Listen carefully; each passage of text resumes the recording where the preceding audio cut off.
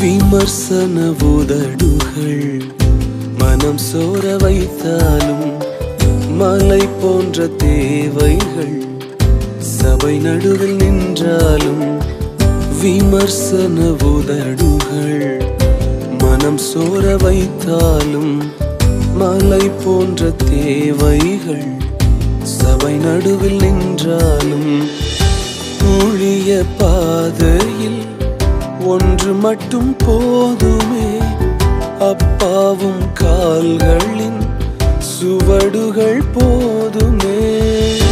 ஊழிய பாதையில் ஒன்று மட்டும் போதுமே, அப்பாவும் கால்களின் சுவடுகள் போதுமே.